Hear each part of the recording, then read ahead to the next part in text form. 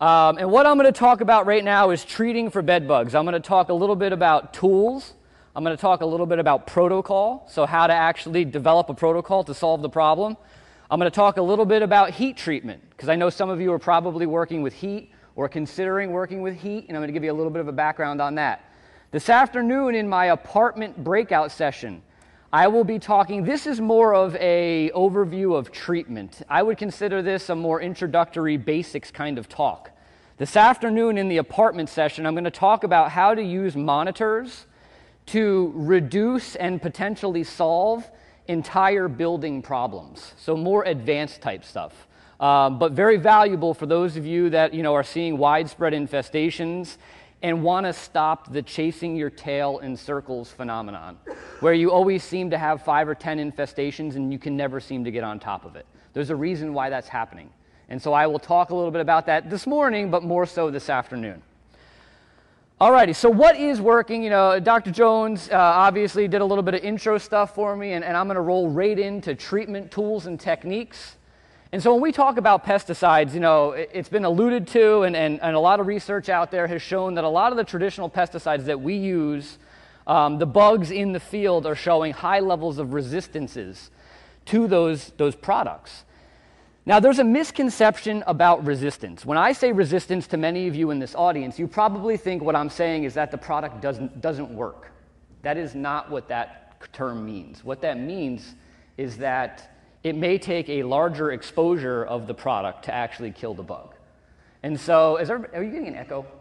Am I getting just an echo up here? All right, just the echo up here then. And so, resistance doesn't mean it won't kill the bug. It just means that it may not be as effective as we first thought. And so, in response to all this information, we did a short study where we looked at liquid residuals and what value they provide in a bedbug protocol. And so what we did is a study where we went into bedbug infestations and we would count the number of bugs. And then we would install in our control encasements. So we'd wrap the mattress and box spring in bedbug designed encasements and use a vacuum to remove the bugs. We would then wait 10 days, count the number of bugs, and then wait 17 days and count the bugs again. In our treatments, we would do the same exact thing, so count bugs, install encasements, vacuum the bugs out, and then apply one of these 3 products. Don't worry about the products so much. This was not a big enough study to tell you the difference between the effectiveness of the products. We just wanted to look at the value of liquid residual treatments. And then we would count the bugs 10 days later again. And what we found was that you could reduce bedbug infestations by upwards of 50% just with encasements and vacuums. And so one of the things that you will hear me continue to preach upon up on this stage is that, listen, pesticides are a very important tool to be used in bedbug programs. But there's also a lot of damage that you can do to bedbug infestations through non-chemical products, like vacuums, like encasements. When we added a liquid residual into this treatment protocol, we reduced infestations by an additional 30 to 40%. So what this says is that even though there is a lot of resistance in the field to a lot of the products that we use, there's also still a lot of value to those products. We're still seeing a reduction in numbers by using those products. And so again, what the take home here is that many of the pesticides that either the pest control industry is using, or maybe if you have an interior pest control program, are effective as direct contact sprays, but once they're dry, the results are very questionable. And so when we train technicians, what we're training them to do is to get to the bug. You need to try to get to the bug. Now, obviously, they hide very well, but if you can get the product that you're using to the bug itself, it is very effective typically. If you're relying on a product that's dry, all bets are off. Maybe it'll work, maybe it won't, but you need to try to get to the bug. So there are many products out here. I am not here to promote any one particular product. I typically say when we're talking to the pest control industry, you want to be using one of the 3 T's, tempered, transport, or tandem. These are dual action products. They have 2 different active ingredients in them, but there are many other products out there that are effective as well. One of the things I can say is you definitely want to be considering rotating products no matter what you're doing. And so if you have a pest control company that's just relying on one pesticide, that's not typically the best way to go about bedbug control. You want to be taking one of those 3 T's I mentioned before, and then every other service mix something else in. And what you're doing by doing that is hopefully managing some of that resistance that's building within the infestation.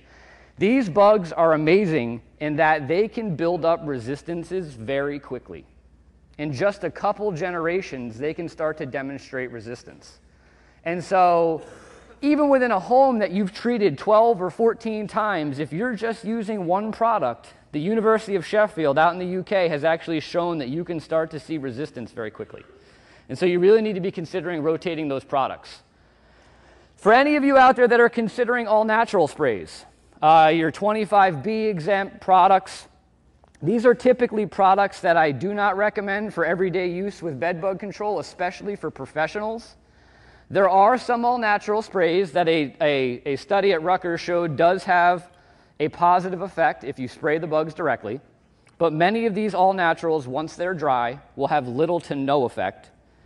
And even some of them, I should even say most of them, even if you're spraying the bugs directly, may not kill the bugs. And so again, it's not to say I'm not here to destroy all natural products. I'm not here to say, never ever consider them. There are some that do work out there, but they tend to be very stinky. They tend to be inconsistent in regards to their performance. It's all about how much of the product you get to the bug. And so if I take a bug and I literally drown it in an all-natural, it'll probably die. But if I spray it very lightly, it may not be enough of the product to kill the bug. And so from a user perspective, from me in a bed bug infestation, treating whatever I'm treating, I never know what's going to happen because I'm spraying along an area, and did I get enough product to that bug to kill it? And so, again, something you can consider, but not something that I would consider using in every service. Dusts are one of the most effective products, in my opinion, for bed bug control.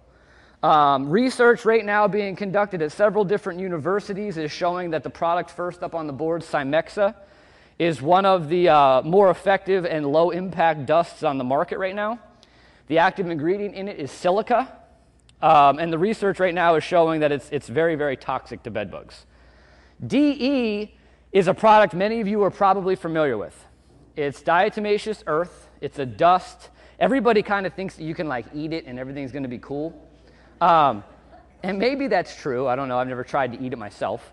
But what I can tell you about DE and what a study did show recently is that it is effective against stressed out and younger bed bugs. And so it's not a product that I would necessarily set aside and say it doesn't work, because there was a study recently conducted by the University of Kentucky which looked at using just DE to treat a bed bug infestation.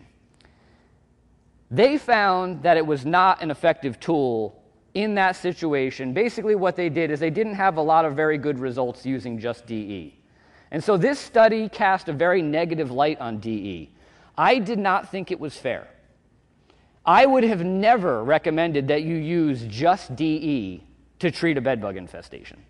And so I think the test kind of cast a negative light on DE, and it wasn't very fair. Now, that being said, I'll be the first to tell you, we as Bedbug Central is affiliated with a pest control company in New Jersey, and the New Jersey-based pest control company did switch over to Cymexa, and that study did trigger that, but it was more so because I think Cymexa is a better product. It's not because I don't think DE has value. I think if the bugs are stressed and they've been exposed to other things and you're changing the environment they exist in to be less hospitable to them, DE may kill bed bugs. And the perfect example is you in this room. So we all know, and I know as a person, when I'm stressed out, the same negative thing may affect me very differently when I'm not stressed versus when I am stressed. Your body reacts differently to negative things when you're stressed out. You tend to be much more susceptible to, whatever the case, getting sick, whatever the case may be. Same thing with DE. I think if you treat a healthy bug with DE, it may not necessarily be the best product, but if that bug is stressed out for whatever reason, it may have a much higher effect on that bug. And so, again, I just want you to know that if you're using DE, I think there's better products out there, but I wouldn't necessarily say don't use it. The active ingredient dust, tempo dust, dryone, there's many dusts out there that have an active pesticide in them. I think these are good products. I think they work very well. What I can tell you is that the delivery of dry dust inside of a home is a very, very delicate procedure. It is very easy to create a dust cloud when you're trying to put dust into a small crack or crevice. I have much more concern about using an active ingredient dust in a home, because when that dust cloud is formed, which is very difficult to stop from happening, where is that dust settling? I don't know is the bottom line. I don't know. Now, I'm not here to tell you that that is not a concern with Cymexa and DE. And that's why I joke about people who think DE is this all-natural, you can eat it type of thing. You know, if DE is airborne and you're breathing it in, that's not good. And so, you know, so no matter what dust you're using, the application is something you want to focus on. You want to make sure it's being applied into the cracks or crevice, reducing that dust cloud as much as you can. And I think the concern is a little bit less when you're using an all-natural product, not an all-natural, but a low-impact product versus a product that has an active ingredient. But dusts are very important. Vacuums, a very, very commonly overlooked product. You can go into a bedbug infestation, as yummy as the photos I have on the board are. You can go into these situations. What bedbugs do is that they have an aggregation pheromone. And so they tend to group together. That makes vacuums that much more effective because they tend to all group up. And so you can go into those groups of bedbugs, take a vacuum, and suck tons of bedbugs up, and you don't have to worry about how effective your pesticides are because they're dead. We recommend a bagged vacuum. There are HEPA filter vacuums out there. It is not to say HEPA filter vacuums aren't good. They are. The problem with HEPA filter vacuums is they're very difficult to empty out. And so you get the bugs and the eggs all knotted into the filter, and you go to empty it out, and you can't get it all out, and you don't know if you got them all out. When we use a bagged vacuum, we go in, we take that bag, and we dispose of it in an outdoor trash can, and we're done. And so to me, bags are a simpler operational feature in regards to versus HEPA filters.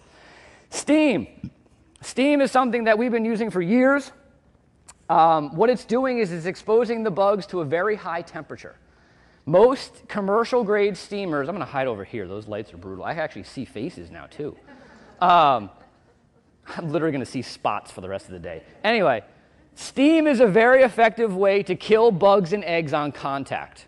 And so where we typically use steam, and most of these commercial grade steamers are producing a temperature 180 degrees or hotter. And so that temperature, and you'll see later in my presentation, 120 degrees is the critical temperature for bed bugs. Once you get to 120, the bugs and the eggs will die in less than a minute. 180 is where we try to get to, because at that point they're dying almost instantly. And so when we take these steamers onto upholstered chairs, what they're doing is that heat is penetrating. So anybody who's ever dealt with bed bugs, and I'm sure many of you have and didn't ever want to, or never have been in an infested environment, but what they do with couches is they get deep in the pleats and folds of the couches. They like to hide in cracks and crevices. If anybody's ever tried to treat a couch without steam, it's very difficult because you've got to get inside those pleats and folds to pull those bugs out. A steamer you can just take, put over top of those pleats and folds, and that heat penetrates right through the pleats and folds and kills the bugs hiding inside of them. And so to me, upholstered chairs are 10 times harder to treat without steam versus with. And so and obviously it's also a non-chemical. We just talked about penetrating well. When people think of steam, they think of this. That is just going to blow bed bugs around. That is not what you want to do. That is more suitable for steam. And so if you're out there, listen, if somebody wants to ask me what steamers I recommend, we can handle that afterwards. I'm not here to talk about products. I'm here to teach everybody about treating for bed bugs. But there are steamers that have larger attachments to them. The steam comes out much slower in regards to those larger attachments, and we wrap that towel around the head to reduce the amount of water that's being introduced to the surface. And so it pulls some of that water out, and then you're really just getting the heat. And so steam is a really effective way to deal with things. Steam has a little bit of a misconception, though. I am not telling you nor suggesting that we go in and steam entire apartments for bed bugs. That is a total waste of time. I have no idea where the bugs are hiding. Why am I going to spend hours steaming random surfaces hoping I might kill a bug? What we're using it for is a spot treatment. And so if I've got, let's say, bed bugs as I fall through the stage, if I've got bed bugs up in this area right here, what I'm going to do is steam a 2-foot radius around that area. So I'm using the signs that I'm seeing to direct where I'm using steam. And what I'm doing is I'm addressing the bugs and the eggs that might be in that spot that I don't know that are there. And so we're using the signs to dictate what we're doing. And that, you will see, is a very common thread in what I'm going to talk about today. We do not do things just because we feel like we should. We do things because of what we're seeing. Now, that being said, it is very important, and I will get to this later, that when we talk about treating for bed bugs, that you have a protocol in place for how to treat them, and you are following that protocol every time, and you are not relying upon what your eyes are telling you. So it's very contradictory to what I just said. And so what I mean with that is that if you have treating dressers in your protocol, bed bugs can be very unpredictable in regards to where they're going to hide. And so if you go into 9 apartments in a row and treat dressers and you don't see bed bugs in that dresser, many people will stop treating dressers. They'll say, okay, I don't need to do this anymore. I never see bed bugs in here. What do you think will happen on that 10th job? They'll be in that dresser. And so you need to have a protocol in place that is going to address certain areas and certain pieces of furniture on every service, no matter what you see, because bed bugs hide very well, and you don't always know where they're going to be. That being said, when you see aggregations of bed bugs, those are probably areas you need to focus on, because you see the evidence, and it's telling you that this is definitely an area of concern. And so there are areas and protocols where you want to do every step no matter what you're seeing, but then when you see stuff, you can use that to dictate where you're going to focus your attention. Encasements, mattresses, and box springs, the more valuable or the most valuable aspect of encasements to me is the box spring. When I started treating for bed bugs in 2006, encasements were not yet on the market.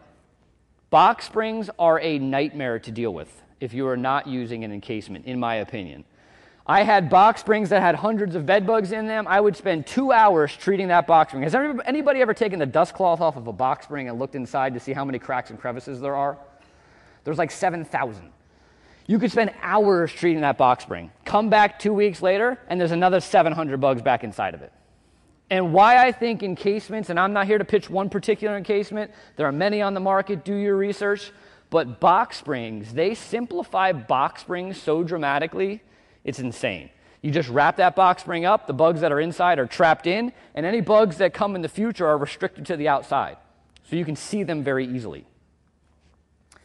So there you've got preventing infestation, early detection. On that bottom right-hand picture, you've got spotting on the outside of the encasement, which is very easy to see. Protects replacement bedding. Now, many of you have worked with them in the past are asking me or thinking in your head right now, what about ripping and tearing?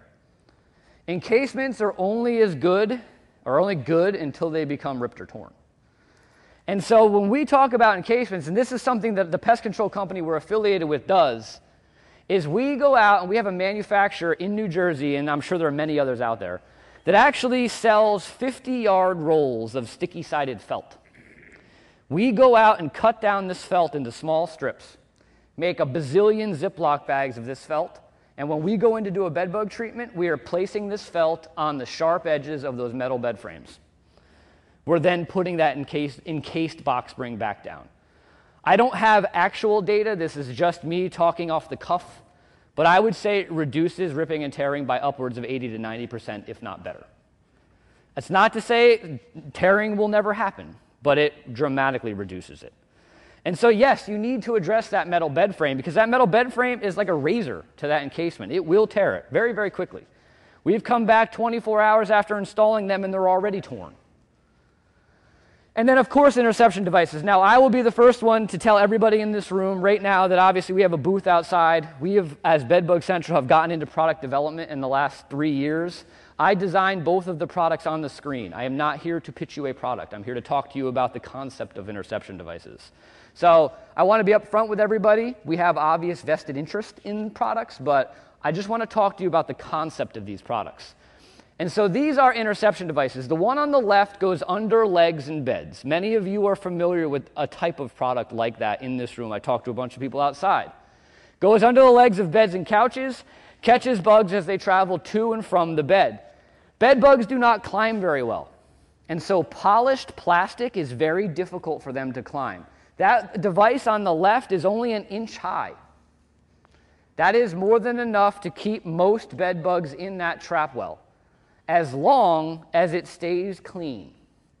So the one on the left, the arch nemesis, the Joker to Batman of those devices, is dust and debris.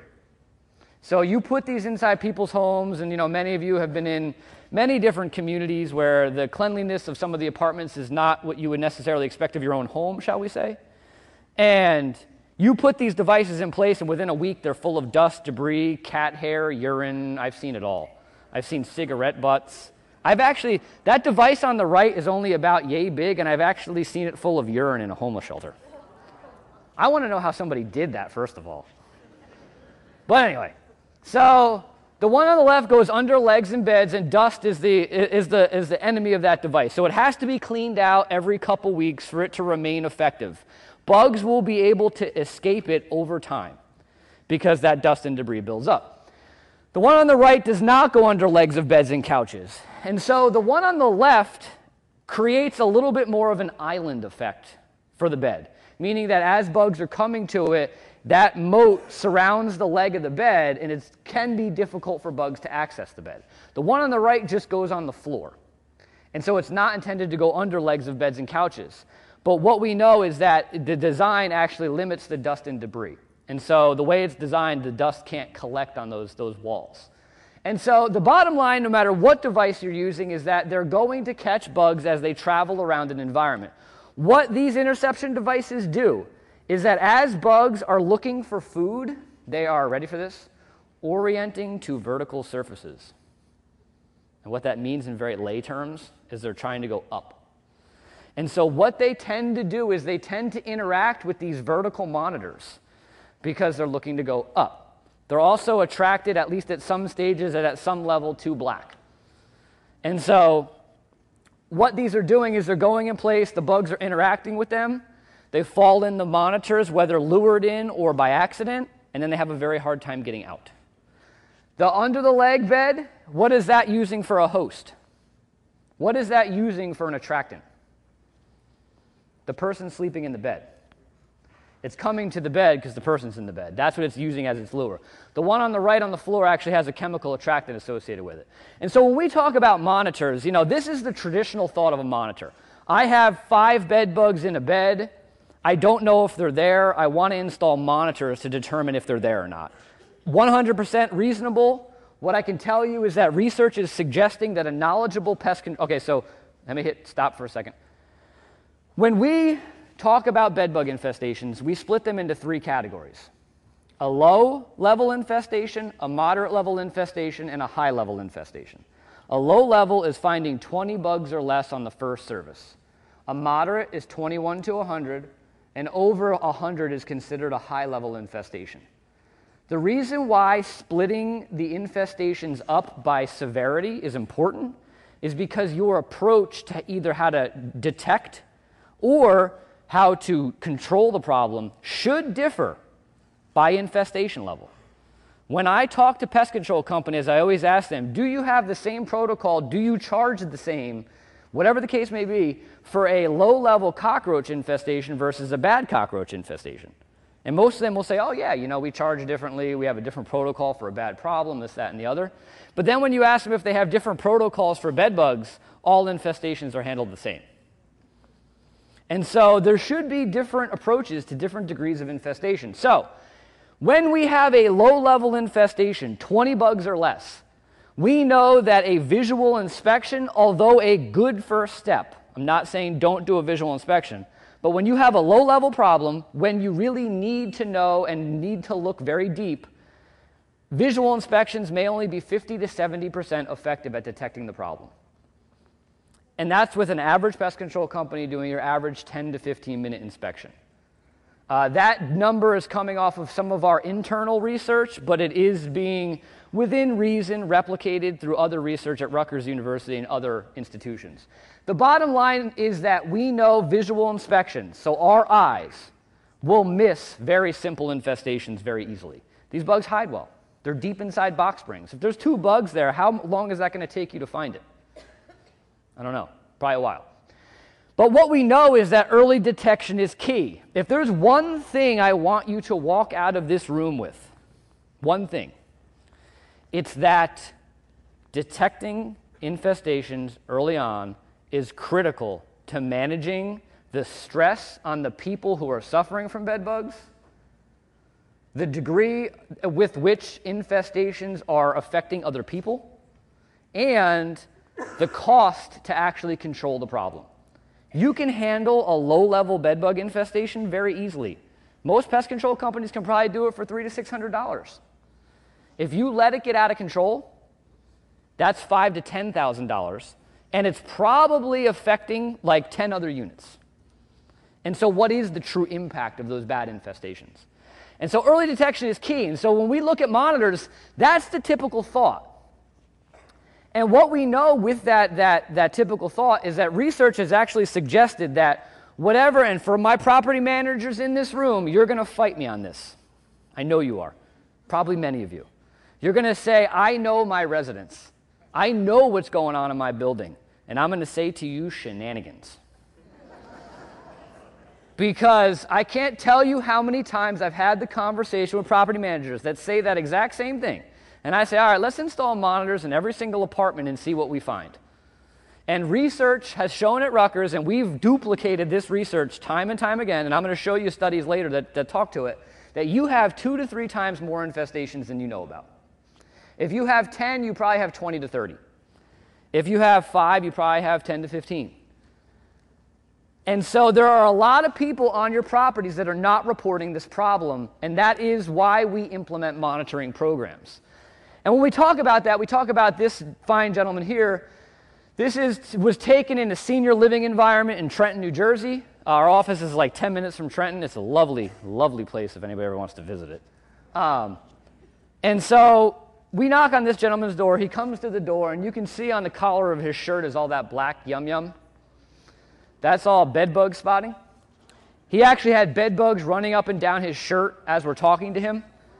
Now, if you want a shock and awe presentation, come to my presentation this afternoon. I'll show you a video that will make everybody feel real good about life. But the reason why I bring this up, I'm not trying to shock and awe. What I'm trying to sell to you, this guy is not reporting the problem.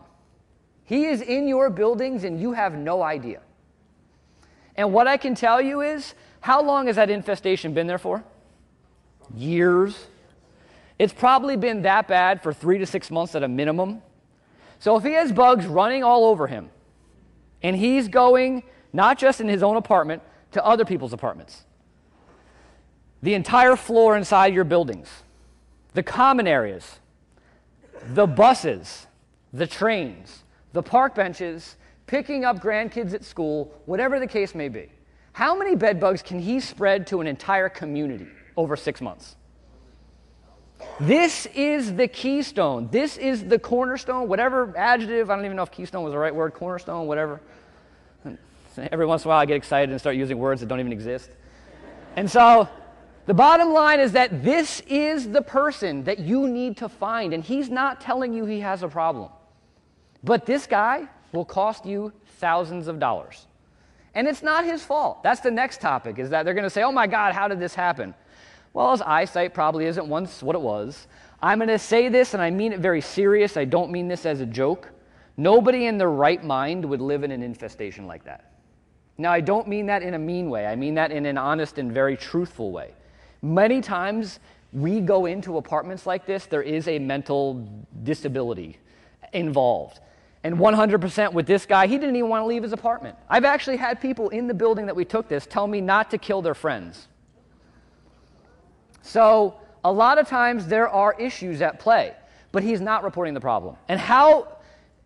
And think of the difference that you can make, not just to the building, but an entire community by finding this and knocking it down.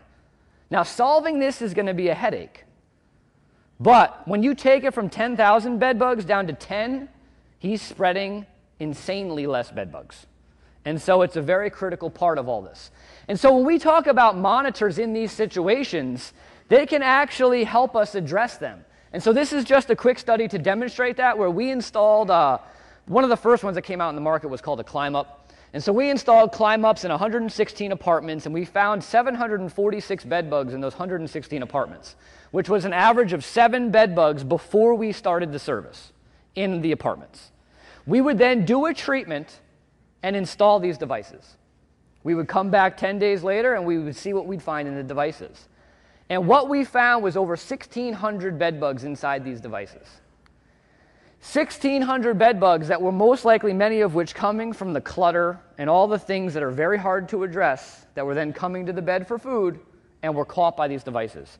But the point I want to make is that 1,600 bed bugs that I did what to get rid of? Nothing. I put the monitors under the bed. It did nothing. They just sat there for 10 days and I dumped them down the toilet. And so, again, it's not going to solve a problem, but it can actually help you control and manage problems. It's catching hundreds of bugs between services, reducing the number of bites on the tenants, reducing the stress on the tenants, and catching bugs coming from hard-to-reach areas. I'm going to skip these slides. So what I can tell you is that you can also use monitors to problem solve. And so we have actually put monitors out in entire apartments, and we will monitor them periodically, check them periodically, and where we're finding activity can suggest to where problems are coming from. And in this scenario, you can see the bed and the chair and the sofa and the 3 colored boxes. Well, we put monitors around that heating unit in the living room, and we actually were picking up bed bugs around it.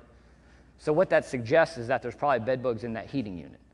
And so we've actually used monitors as well to help us problem solve difficult accounts. We talked about that. So let's go on to the job. So what we're going to talk about now is a little bit about protocol. To me, as I said before, a protocol is a must, whether it's from an efficacy of treatment perspective or maybe more importantly, a legal perspective. You want to have a policy and procedure in place at your facilities to show that you're doing something and have something in place to address bed bugs. If I'm on a lawsuit, if I'm serving as an expert and we ask for your documents and you don't have anything to show me, and it's obviously as an attorney I could show or demonstrate that it is very, very obvious that Cuyahoga County and the surrounding metro area is dealing with bed bugs. So now as an attorney, I'm going to say, look at all these news stories. You, Mr. Brown, you run this school. It's obvious that you have a bed bug problem. Where's your policy and procedure? I don't have one. You're in a bad spot. You're in a bad spot. And so you want to make sure you have some sort of protocol or policy and procedure in place to address these bugs. In terms of the actual treatment, what I'm going to do is give a very different, I'm going to try to do this quickly. We at Bedbug Central, in my own personal opinion, is very different than much of the pest control industry. How many of you in here have dealt with preparations for bedbug treatments that look like this? So before they do an initial service, you have to strip the beds, empty the dressers, empty the closets, stand the bed up, empty the furniture, blah, blah, blah. Raise your hands. Who has dealt with these? I'm going to here to tell you that I don't think any of it's necessary. I don't think any of it's necessary on the initial job, and I think very little is necessary in 90 to 95% of the work that you do. So when a pest control company is asking this, and this isn't a criticism to those that are asking it, it's not. You can do all those preps and there's nothing wrong with it. I'm going to give you a different spin on it though. And so when we ask people to do those things, what are we as the pest control industry, why are we asking that? Well, the first reason is that if I have people stand the bed up, empty the furniture, blah, blah, blah, blah, blah, it makes the job easier and quicker for me to deliver. I can go in and I can work very efficiently. The other reason is that if bugs are in the dressers and closets, I can't treat those personal belongings. I can't go in there with pesticide and treat the stuff hanging in their closet. They've got to empty that stuff out, and they've got to launder it. And sometimes pest control companies will also ask, do you leave it in bags? Or leave it in bags until the service is complete. And so the reason why we don't necessarily, now when I say it's not necessary, that's a little bit of a strong pitch to you. I think you have to do preps at some point, and I'm going to explain to you why. So, this is a very critical aspect to what we talk about. So remember those 3 infestation levels I talked about before? The low, moderates, and highs? So I call it the 70-20-10 rule. And through our own multiple year-long studies, we have found that the average infestation distribution in your average apartment community. Now listen, if you're in Center City, Cleveland, and you're dealing with a senior living high-rise situation where bed bugs have been established for quite some time, this may fall outside the box. But in your average property, your average apartment community, you're going to deal with 70% low level, 20% moderate, and 10% high. And so although high levels are very overwhelming, they should make up actually a small portion of your bed bug work. But when we talk about bed bugs in dressers or bed bugs in closets, obviously those are not the preferred places for bed bugs to hide. And so when or what degree of infestation do you think you see bed bugs in the closets? High. But highs make up only 10% of your work. It's not to say that a bed bug can't be in a closet in a moderate level or even a low level infestation, but it's maybe 1 or 2 bugs. They're going to have to come out of there and they're going to have to go to the bed.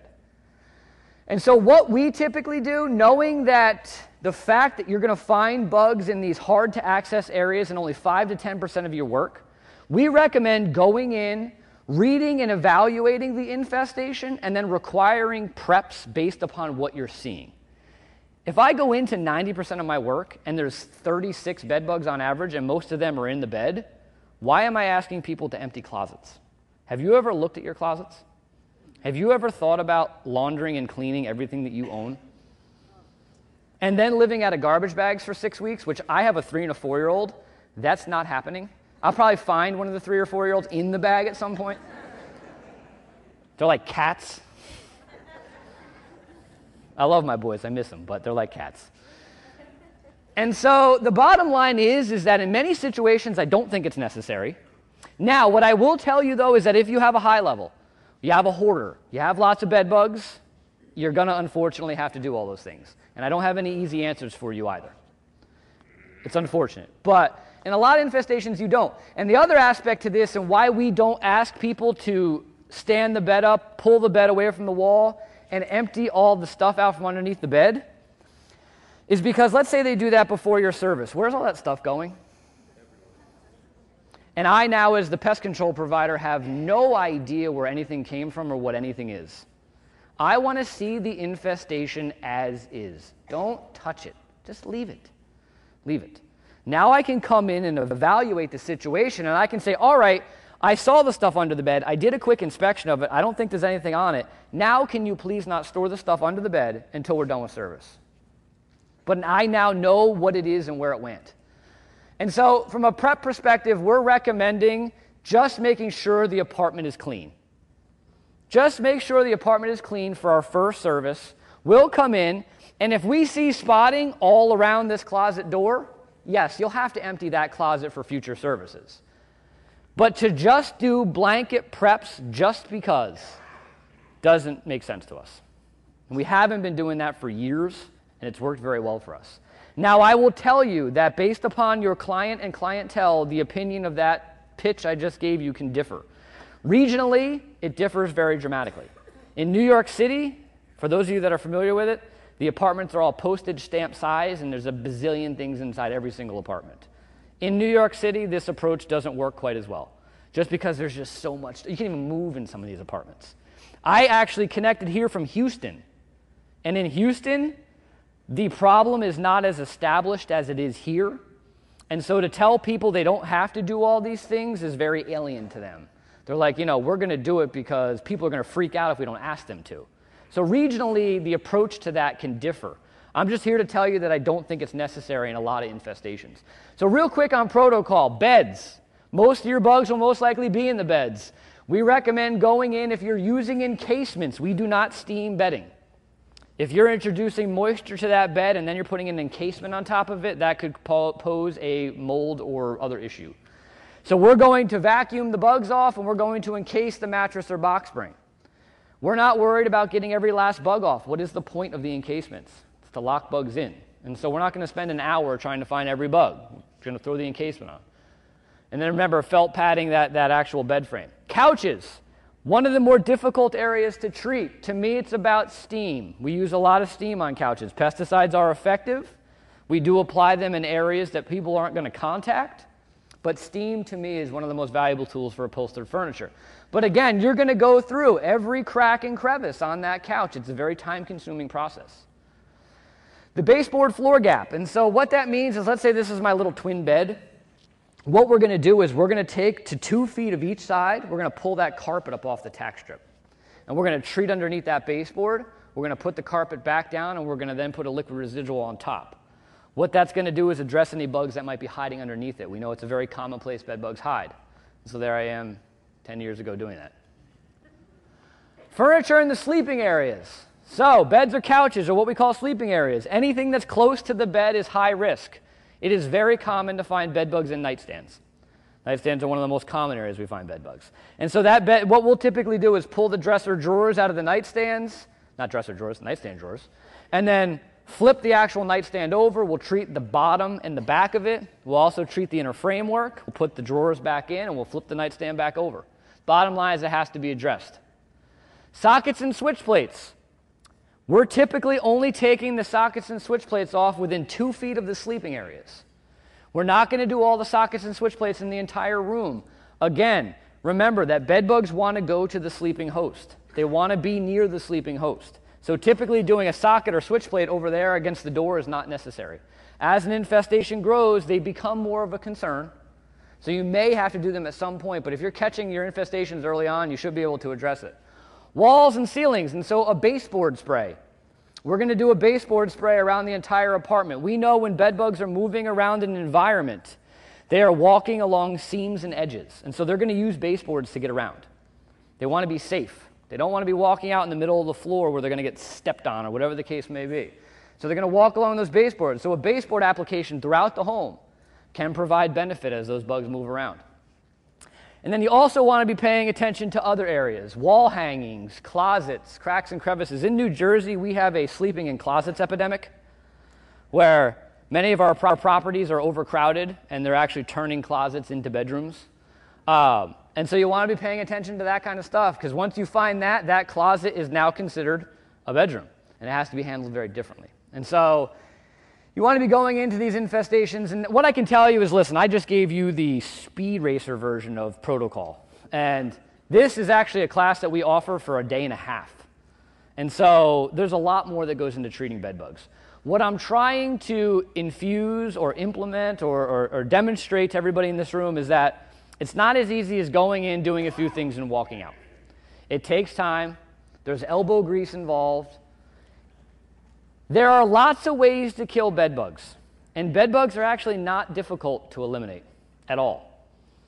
If you allow it to get to 10,000 bed bugs, okay, that's a little difficult, but anything less than that is very manageable.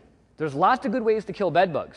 It just has to be a very, very thorough and a very, very skillful and tactful approach. And so obviously 100% of, now I heard the question earlier about somebody saying that somebody's offering a one-time and you're good type treatment.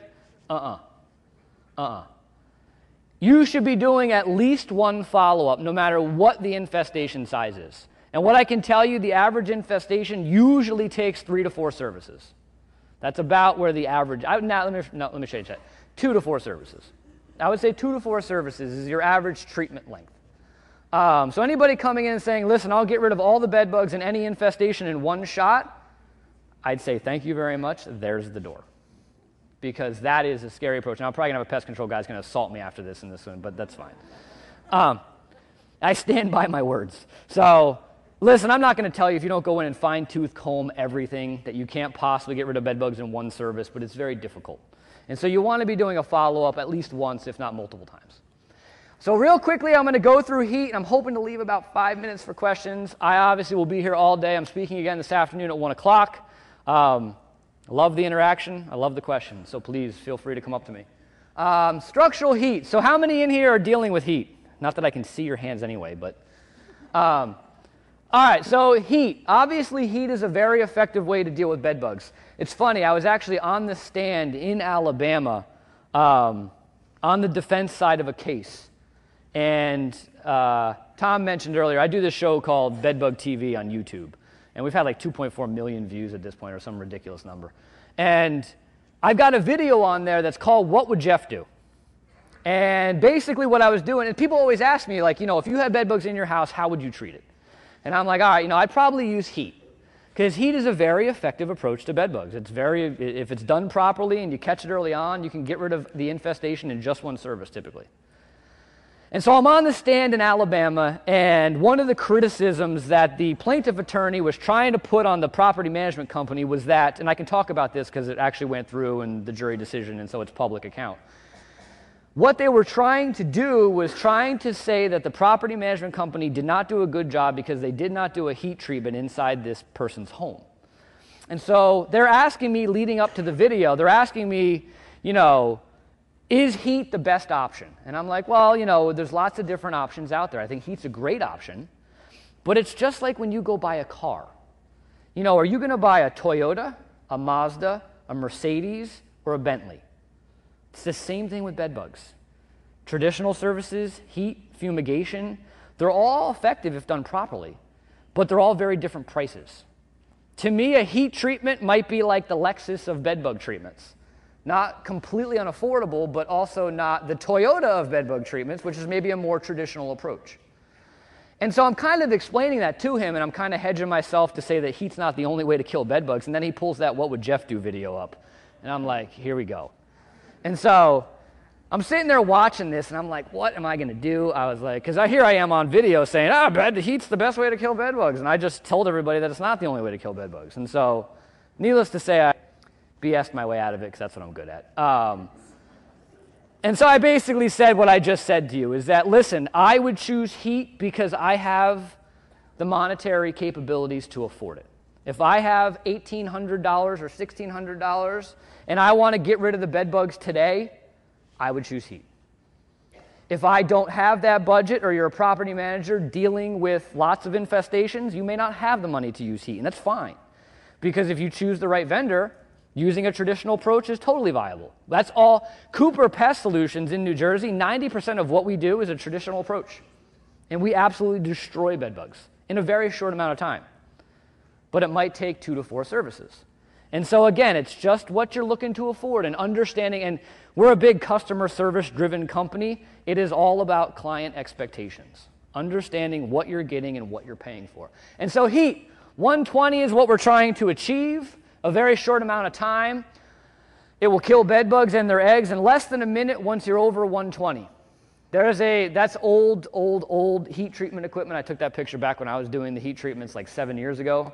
But that's a typical how it runs. You bring the heaters in, you turn it on. Why heat?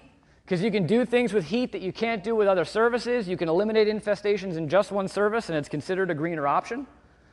Why you have to hold heat for several hours is because you have to allow time for the heat to penetrate into stuff. And so let's say I bring this room up to 120 degrees.